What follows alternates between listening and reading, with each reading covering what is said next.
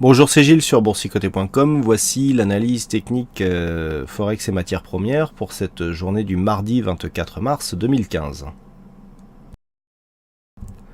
Nous commençons par cette paire de devises euro-dollar, donc sur laquelle nous avions une suspicion de cassure sur cette zone de résistance. Alors ça se précise, si on regarde, eh bien nous avons les cours ici qui sont en train de tester cette zone de résistance. On le voit bien ici, donc on est remonté là. On a testé cette zone. Alors je vous indiquais que nous avions ici une configuration relativement surachetée, qu'il était peu probable que l'on casse à ce moment-là. On est revenu ici sur ce support des 1,0907 et puis là on est en train de tester la cassure en venant ici sur la zone des 1,10 pour commencer à casser. Alors pour l'instant ça se fait en plusieurs fois.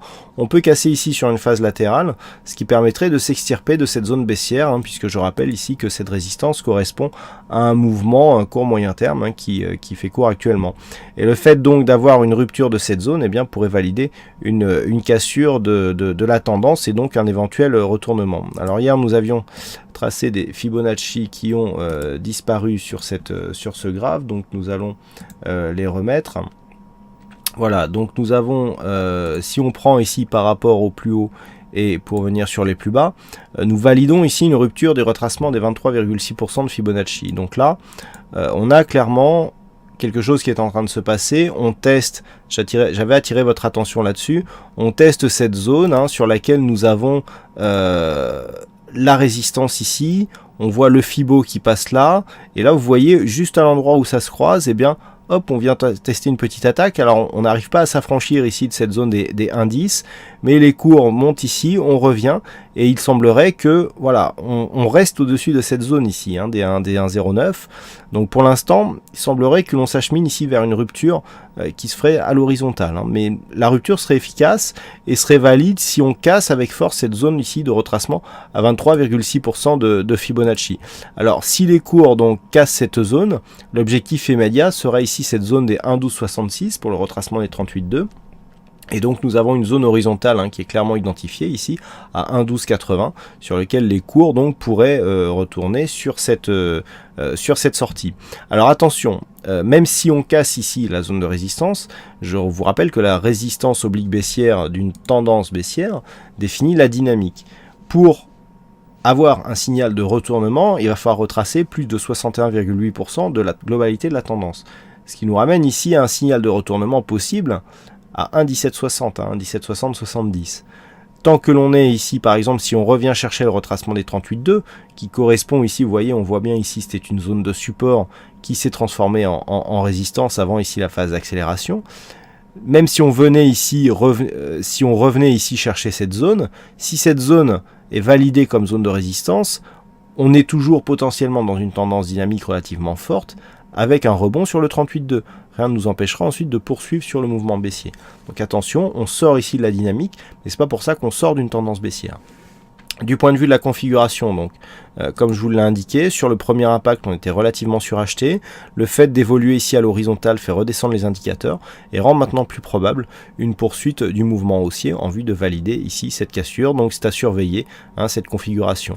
Niveau d'invalidation, si les cours repassent ici sous cette zone des 1,0760, correspond ici à un plus bas intermédiaire, mais pour l'instant, on est bien parti ici pour assister à une cassure de cette zone oblique. Et comme j'attirais votre attention hier sur le dollar-yen, eh bien nous avons une belle symétrie actuellement entre les deux paires de devises. Je parlais entre l'euro-dollar et le dollar-yen, puisque nous avons un mouvement inverse qui est en train de s'opérer. Nous avions ici une tendance plutôt haussière sur cette phase. Et le fait que l'on ait ici un point haut et une phase de consolidation qui casse ici le retracement à 38,2% est en train d'affaiblir cette zone haussière. Alors par contre, on part de moins loin sur les Fibos, ce qui fait que ici les retracements sont beaucoup plus proches. Ce qui est intéressant, c'est que si on reprend donc les paramètres du setup de trading en tendance, que vous êtes, je le sais, quelques-uns à utiliser, donc on a quelque chose de relativement simple pour détecter la tendance. Donc ici, on a bien une évolution entre bol supérieur, contact sur moyenne mobile 20 exponentielle qui donne de bons points d'entrée pour suivre la tendance, contact bol sup, contact moyenne mobile, contact bol sup, moyenne mobile, etc. Et puis là, ça commence à s'équilibrer. Je rappelle, niveau d'invalidation de la continuité de la tendance, c'est un premier contact sur la bol inférieure. D'accord, là on se stabilise, et puis ce que l'on a, eh bien, c'est la mise en marche de la tendance inverse, puisqu'on a ici attaque bol inférieure qui donne le signal, et prise d'entrée possible ici sur le premier contact avec la moyenne mobile 20 exponentielle. Là, sur cette phase, c'était relativement intéressant, puisqu'en fait la détection se fait ici, on a une grosse dynamique, retour ici sur cette moyenne mobile, point d'entrée nous permettait de profiter ici de la poursuite du mouvement. Et nous sommes toujours dans cette dynamique court terme baissière, puisque eh bien, les cours continuent à descendre et à marquer des contacts avec la bol inférieure. Les indicateurs sont plutôt ici en survente, on le voit sur les stochastiques RSI. On a cassé le retracement à 38,2, là aussi c'est intéressant. Sur le 38,2, on a bien marqué ici cette zone comme une zone de support, c'est relativement net ici sur ces bougies. On a le retracement des 38,2 ici, là on remonte un petit peu, on casse. Bon, on joue encore un petit peu avec cette phase, mais l'attaque a été relativement sérieuse sur cette phase. Et le fait d'avoir cassé ici ce 38,2, eh bien, enlève de la dynamique à la tendance qui était haussière, puisque une dynamique forte n'est retracée qu'à 38,2% de Fibonacci de la phase de hausse principale. Donc là, on est vraiment sur une phase d'affaiblissement, et notamment tant que les cours restent ici sous cette moyenne mobile 20 exponentielle. Donc on peut viser une poursuite baissière du mouvement avec un objectif, par exemple, sur cette zone des 118,70 qui correspond à la zone horizontale qui se situe dans la zone 50,61,8% de Fibonacci. Le niveau d'invalidation de cette phase de baisse se fera sur une cassure prononcée de la moyenne mobile 20 exponentielle.